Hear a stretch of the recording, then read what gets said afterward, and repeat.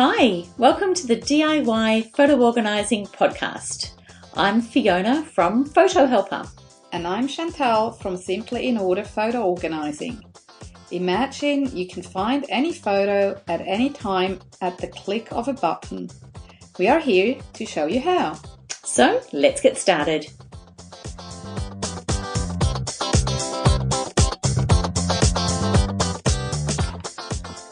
Hi, and welcome to our DIY Photo Organising podcast, episode 6. And today we're talking about our golden rule number 4, but this time we're talking about sorting and organising your printed photos. Hi, Chantal, how are you? Yeah, good. All right, so the overview for today's episode, we're going to talk about our printed photos. And look, some of these, there's not as many options, obviously, with the digital because, that's just the one copy and usually you can't do backups, obviously, unless you scan. Yeah. But this time we're going to go through just really what to do if they're still in their envelopes and if they're falling out of albums, and if you want to do something different than what you've already got, what are some of those options? So we're going to go through deciding on what you want it to look like at the end and some of the things to consider for that. Then we'll talk about how to prepare the space to do the organising on those on your printed physical photos. Then we're going to talk about how to do some rough sort of high-level sorting, and then get into the finer details of sorting and getting rid of, again, the duplicated photos and things like that. Also talk about and just look at some of the options if scanning is something that you may want to do as an end result of going through this process with your printed photos. And then what happens after that? So what are the options then once you've done that, sort of what that goal, that comes back again and really to what your end goal is. But there's some options in archiving and some things like that. Yeah. So that's what we're going to cover today, which is lovely. Thanks for joining us again. And let's jump into deciding on what we're going to do with our photo. So what's the first thing, Chantal, that our lovely listeners can start thinking about? Yeah, big decisions, hey? Yes. All the time. I know. But I promise it will help in the end. Yeah. It helps. It's worth thinking about what do you want to do with your photos in the end. So we're coming back to our golden rule number 2, really. Come back to the why.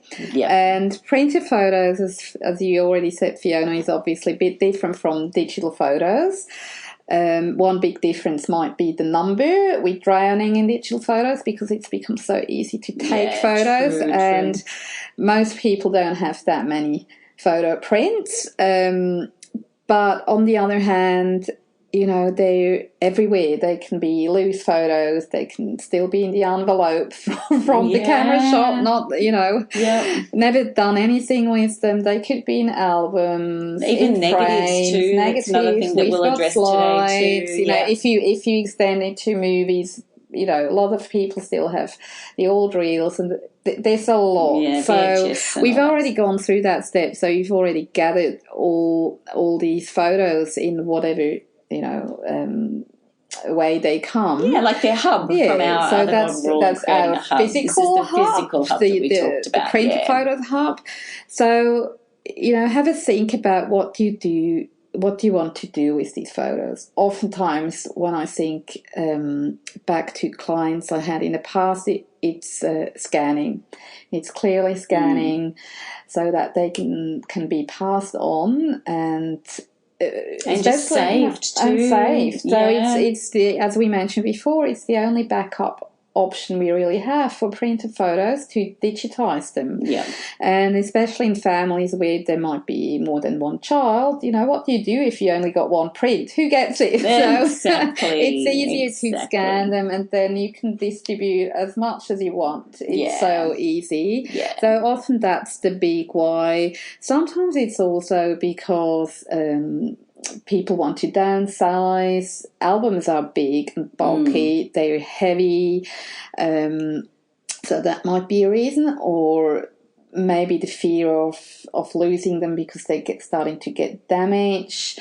We all know these sticky albums. We call them the magnetic albums, even though they're not magnetic. I don't know where the name comes from, but they do damage the photos, so they're getting all discolored and what have you. So sometimes that's the reason. It's often a variety of reasons. Why do we want to deal with these photos, and what do we want to achieve with them? So I think I think it is. I think it's people often, I'll find with clients that they'll have sort of just such a mixture, and I think that's the hardest thing, because they've still got the envelopes and they've got some different sized albums, and it's, I think, thinking about what if you can sort of have a bit of a vision for what you can see on your shelf. Do you want to have a whole set of uniform photo albums and start again and move that into that, or are you wanting to really just keep them as a backup and start to scan and anything in between? That's what we clean did. up the ones that are falling out of albums I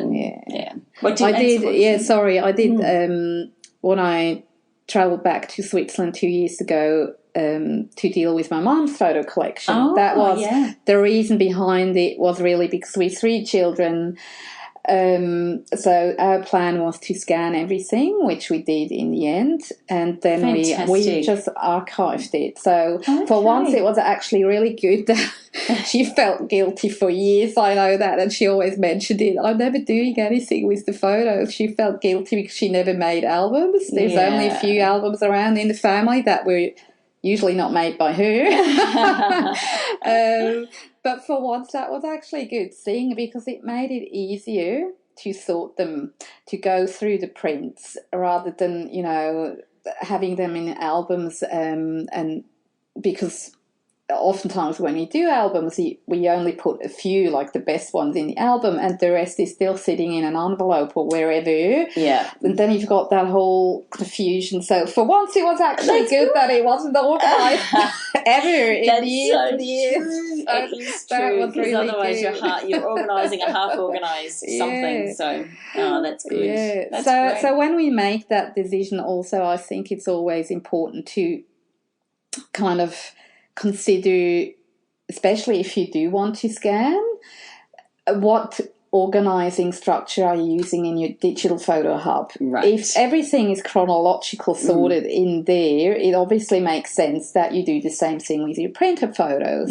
If you're more a person who thinks in themes or events, that might be the way to go. So again, there's no right and wrong, but depending on the why, and then looking at these structures, what's the right way to go? That would be like the first step before we do the actual sorting. Yeah, and I think too, sometimes, like we were talking about in our digital, the organising and sorting with digital, you'll see some common themes. I think if you just think about those printed photos that you have, and naturally there's sort of a packet of 24 prints or 36 prints of a roll or something like that. And it's usually because you've come back from something, either maybe an event or you've just finished the roll and it's at the end of the year. So it's actually a bit easier to sort of see some common time frames with those later photos, if they're still in that sort of organised way. Or you'll have an album because you did go get some prints printed and they just got stuck in an album. There may be no order to them. But usually if they're in that sort of a frame, if there's a whole mix in a collection, then you can't really use that option. But that's okay. We've got this hope that we can get through that. That's what we're here for. So what are some of the things that if they're doing, you were mentioning when we were just talking previously to recording, we were talking about with people. So if you're thinking about these themes or chronological, what's your view on some people think, maybe I'll just organise by a person, a loved one, and then they start trying to think. What's your view on that? From experience, it doesn't work. It's really tricky. I'm a chronological person anyway, to speak. But with people, they're sooner or later, if you sort by person, this person is not always going to be alone on a photo. You've got other people there too. Where do you put it? And then you don't want to duplicate. That's what we don't want. So where does it belong? And again, this is obviously something that's a lot easier in the digital world. Yeah. Because you can keyword it, you can tag things, so you only have one original, but it can fit in 10 different albums. All that. Yeah, exactly. And you don't produce a duplicate. Yeah. So that's another reason that speaks for scanning. But in terms of physical photos, I would not sort them by person. It might be a bit different for people who are into genealogy and with all these historic photos, so that might not be applicable so much to them, that because I know they do sometimes do that by family name or person or whatever. But I'm not an expert in that, so I don't know. And there's some great resources out there on genealogy photography and things like that. But for normal from cases, this kind of family photo collection, definitely. I think it's definitely easier from the digital point of view. Yeah. But when you're looking at it on a whole, you can really get yourself a bit tangled up on where do you go, and you have all these little piles with people and names, and so we're recommending that wouldn't be the case with those when you're thinking about that. So yes, jumping into preparing. So once you've actually thought about that outcome that you're looking for with all your physical photos, the next step then is to start preparing your space. Get yourself ready, block off some time, and it's really something that there's really not a lot that you need to do, but there's a few things. We recommend that you get yourself some index cards and some Ziploc bags. And these are things that you'll need as you're going along as placeholders and just sort of collecting of groups. It's really like organising, I don't know, your wardrobe. Like you've got your whole, but you put all your socks together, you put all your shirts together, and then you go through them. And, you know, it really is. There's a few different ways, but you just want to be able to use, you know, groupings. And so index cards are great, Ziploc bags. You may need to, with some of the old delicate photos, use gloves. There's definitely times that I know that we've both used that in separate things, and fingerprints and oils do transfer, and so it's something to consider. But, you know, for your everyday sorting and not necessary, but we would use 100% cotton, and that's, you know, really is for your older photos. And just be really mindful that, it's just something as an option that you may want to consider. Regarding the sticky albums, so we've called them, they're called in our field magnetic albums, but no, it's the ones that are the sticky, and they've got the, you know, the peel that comes off. So deal with that. There's a range of different options online that you can look at. We won't go into all of the details of how to deal with just that one issue of getting those out. So, some ideas don't sound very safe. Some of them are, there are. But look, have a look at some of the options online, or just pop us through a message on the Facebook page, because we're more than happy to look at that in your circumstances. And look, sometimes they are very difficult to come off, and our option really is to scan it, and that's just a safer way so that the photo doesn't tear, the book doesn't tear with, you know. So there's other options out there, but that might be something to look at for that. Grab yourself some rubbish bags, some boxes that you'll go, because are you saying we need to throw out photos? We will be doing that. I know it's a fact of this process that we are looking at in the end result. So get yourself some rubbish bags and just some interim storage boxes, places that you can, as you're going through this process. I think being prepared, being organised up front is really going to help. As you're doing this, helps, and just some smaller boxes, some bigger boxes, because it is a big process. It can be for people that have, you know, got or inherited photos from other family members, and, you know, a loved one's passed away and they've got a whole collection, and they just, you know, it can be a big process again in this organising stage. So just being able to have then a space to actually either make this a project that you can keep that space free until it's finished, this organising process, which isn't always a luxury and space to be able to do that,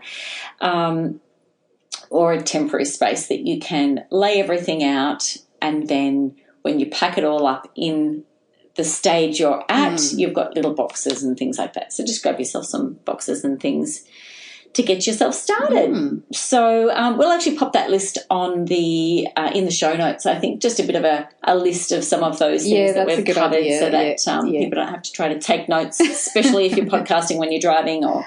We don't want you to take notes then. No. So we'll pop that on in the show notes too. But so what happens next? What's the next thing, Chantal, that you would suggest once they've got themselves all ready and they're ready to go? So it's time to sort. It is. Yeah. It's time to grab that huge box, or however big it is. It is usually big, with all your photos that you've gathered in your space, and to do a first big sort. Okay. So what that means is, if I come back to the example of my mom's photos, she had it all like in one big box.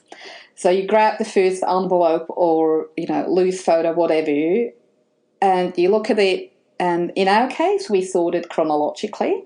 So you say, okay, that's from 1977. So we took an index card, wrote the year on it, and that was the first pile. Then the next envelope, okay, that's 1990, other pile.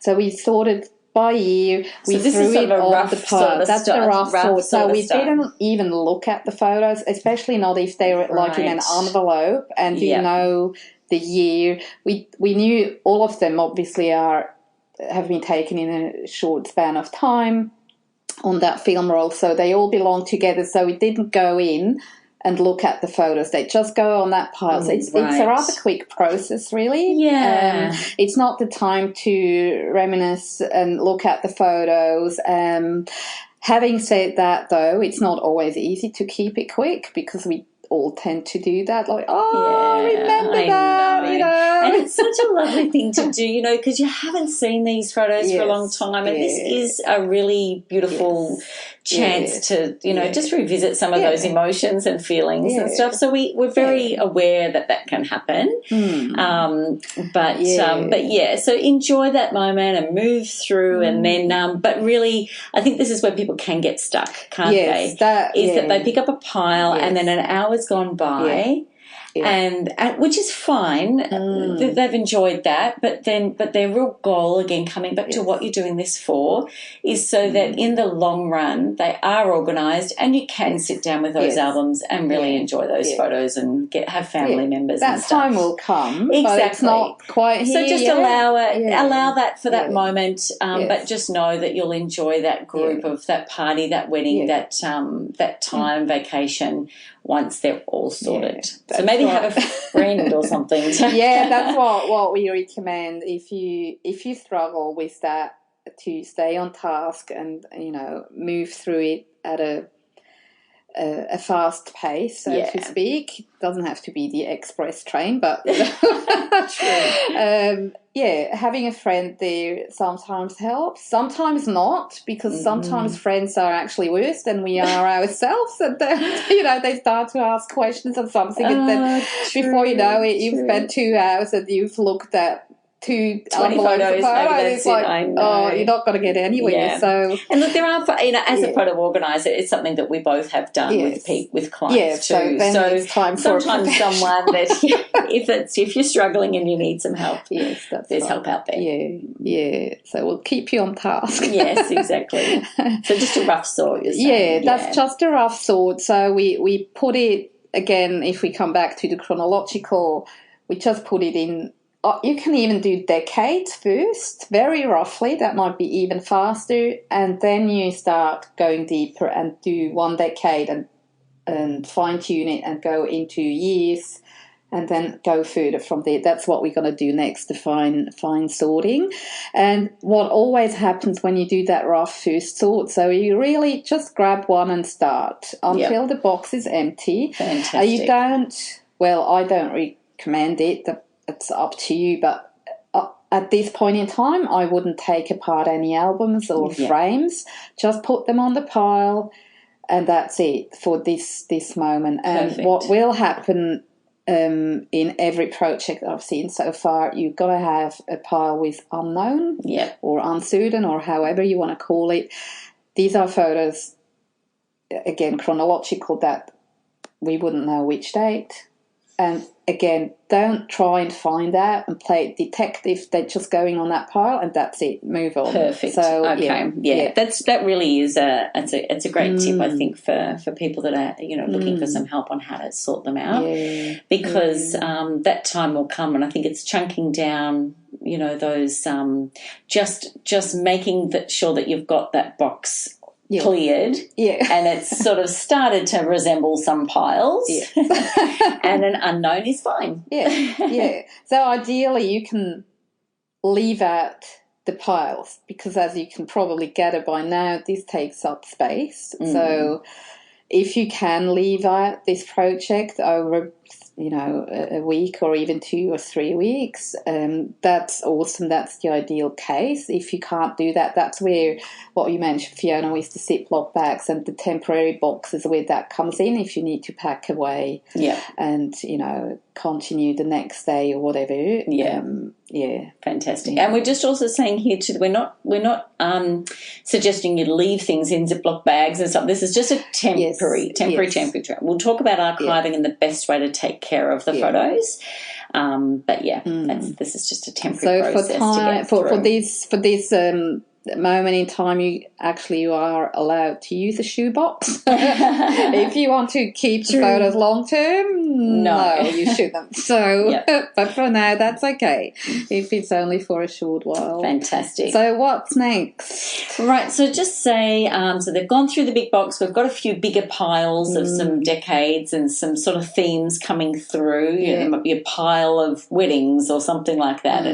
But you've got sort of some general groupings of that box. So the next step then really is to just go through each of those, pick them up, and then we start into the fun sorting of the finer details. So with this, we grab out lots of our index cards and we just get into the small details. So what I've done in the past with some lovely people that I've worked with is you really just get the index as soon as you know that you're dealing with, say, something from 1990s. So you've got all of your 1990s out there, and then you start saying, okay, here's some grouping. We know that this is all from, this is where you start playing some detective work, and you start saying, okay, this is in 1995. These is the sort of clothes. This is some hairstyles. I know that this person was born in that year, and they're now one, and you can work back. There's some great resources. Just get yourself, again, use your notebook and write any little notes down, maybe sort of a bit of a timeline as well. Helps. I do that, go through a timeline that you can say, okay, well, this person was that date and that age, so it has to have been before then. And so that's, a bit of a detective job can be started. And then, just get your index cards out and you just say, for example, you're in your 1990s and then you've got you've picked up a pile that's from a holiday and it's sort of so grab another index card and put that in that section, and it might be holiday to Hawaii 1994, but it's sort of in that area. So don't just pick up your when you start seeing themes and or you've got a question mark, you see sort of something about a particular person, and you need to check out about where they were from and where you might have been. If you're then looking at you were in a holiday, there's something, but there's a group of maybe 30, 40 photos from that. Just get an index card, write it.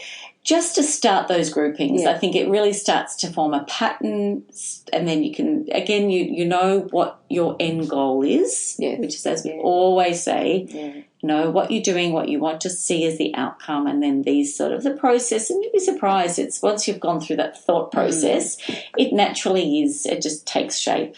Have you got what sort of things have you done in that finer sort of sorting? In the fine-tuning, going back to my mum's project, that was sorted by year first. So we kind of jumped the decades. We went into year pile straight away, and then we would just start with the first year that we had and spread out and do what you just said with the groups. And then we could see, okay, there's a few snapshots that were taken throughout the summer. Maybe not a holiday, but that was summer. We could see, in Switzerland, it's very distinctive with what's summer and what's winter kind of thing. So, or if it was a birthday, we knew, okay, that person's birthday is then, so we need that belongs together, and then we would just say on the index card birthday so and so, then and then, or we would have the index cards like summer 77. So that would maybe then include like 5-6 shots, but they weren't an event; they were just snapshots. Yeah, because that in our family at the time we didn't travel that much.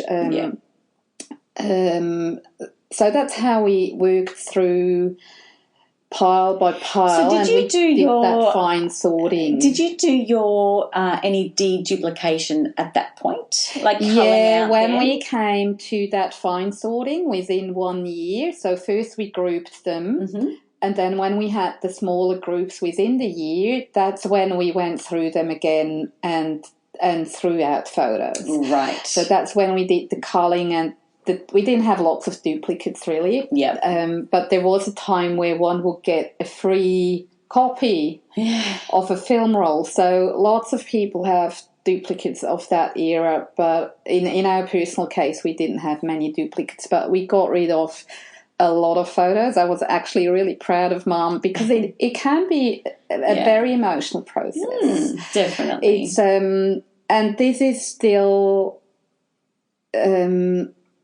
not a process that I think should take ages to go through, and it's still not the time to really go deep in with the stories and the memories. Having said that, it's okay to do it. And it actually, and I always tell people, because it was such a great project to do with my mum, because I got to hear stories I hadn't heard before.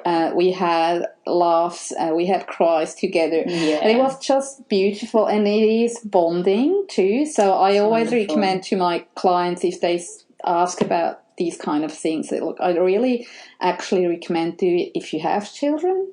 Do it with them. It's such a lovely experience. I can't say it enough. It's really beautiful. The fact that I'm a photo organizer helped that I knew what to do. But apart from that, it was a process. And, don't get me wrong, it was a long process. I was there for 10 days, and we pretty much, the sorting didn't take that long, but I scanned also at the same time. Right. That was the aim. So at one stage, actually, and then I'll be finished with that story, but what was really interesting, the idea was that she goes through the piles and culls, and I start scanning in the meantime. Oh, great. But we quickly realised, she actually realised that she finds it easy when I hold the photos and she makes the decision what stays and what goes. Interesting. So we worked together very closely, and that's the process we did. And in the decluttering world, in the world of home organising, this is actually, that's a well-known thing, that as soon as we touch things, we have, we get closer to it. We get more sentimental about it. And photos are sentimental in any case, but they can be even more. So she found that a lot easier, and that way we kept a good pace. Yeah. And we were quite productive. And as I said, it does become easy to cull them. Yeah. One would at first be a bit hesitant, and then you start, getting into the flow, and and sometimes also you go back, when you've done like 5-6 years and you come across a photo and seen a similar photo like 2 years ago, let's go back, have a look. That's actually this photo that I have now on this pile is the better one that I kept from 5 years ago, so throw that out. I can get that one, because it's almost the same. Yeah.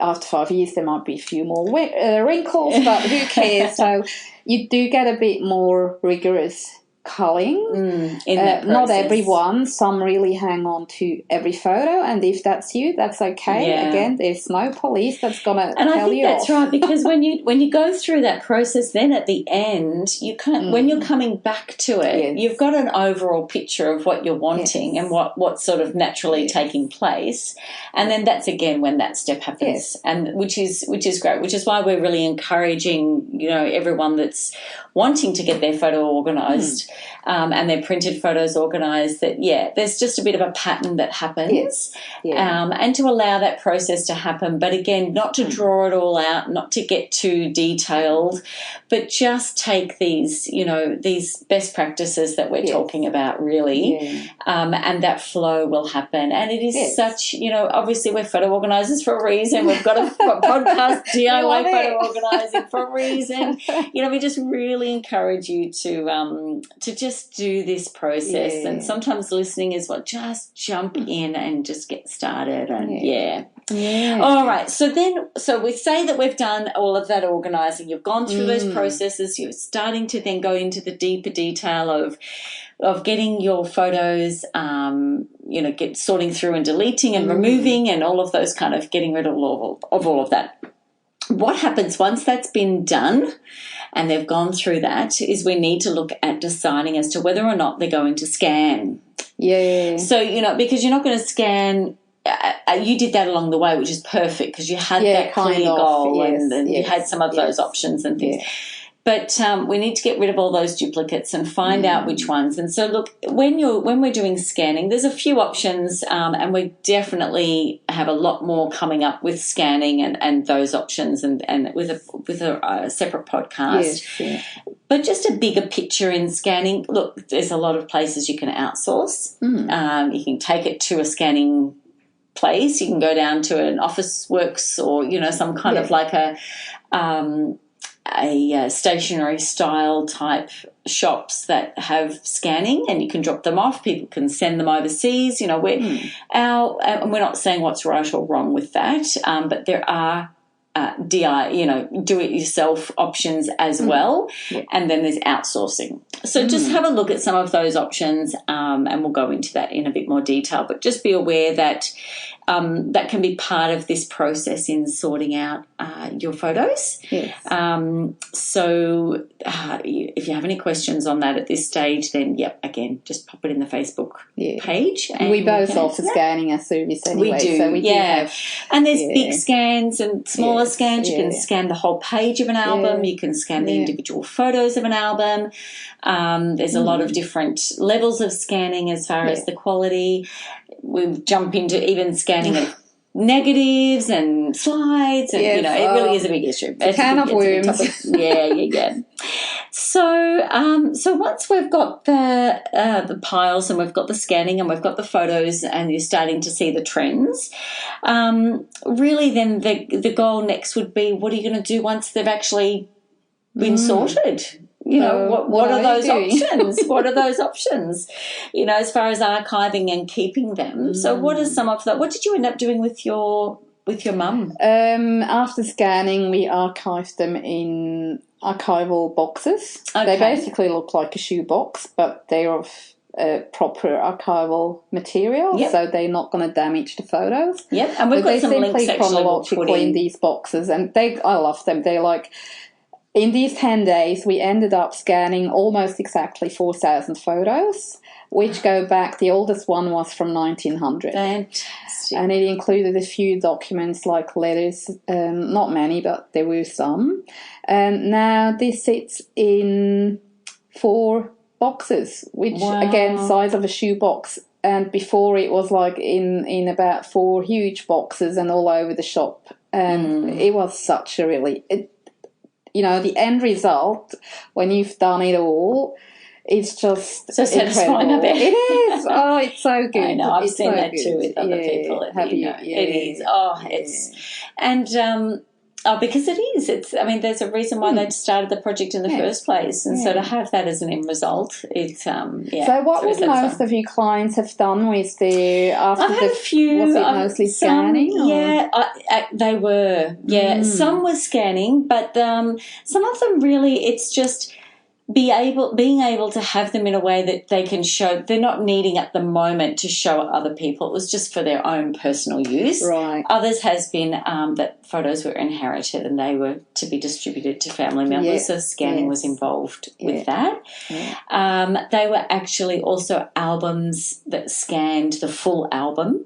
So the whole album was then in a digital form, was able to be shared as a photo album digitally, which was beautiful too.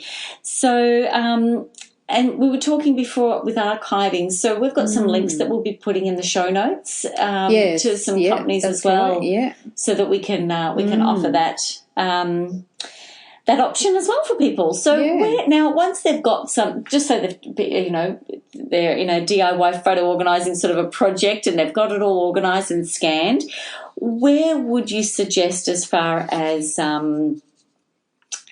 storing them? So just so they're in their photo, what's the best option as far as storage goes for that? Once they're like in the boxes, and again this is really important, not to store them in shoe boxes or plastic bags or something. in proper archival material boxes or albums. There are special albums for that too. So it's pretty straightforward. It should be in a room that's preferably dark, not too cold, not too hot. So basements, attics, garages, they're not the right place to store photos. And talking of that, we actually do recommend to keep the photos, even if they scanned. I almost always get that question with scanning clients: do you keep the photos? Because now they scanned, I can throw them out. And some people choose to do that, but professionally, I think neither of us would recommend that. Because a digitized, so a scanned photo is a backup of a printed photo, and a digital photo is a backup of a print. Did I just say the same thing twice? The print is the backup. Sorry, digital. No, it's true. And that's why we recommend to keep it. It is a backup. Yeah. And as I mentioned before, it doesn't take up a lot of space. No. So and I think people, because maybe the original mess of their stuff may take up a lot of space. Absolutely. But going through this process, organising them in a way, and sometimes, not always, depends on your personal preference, taking them out of the albums, storing them in an archival quality box.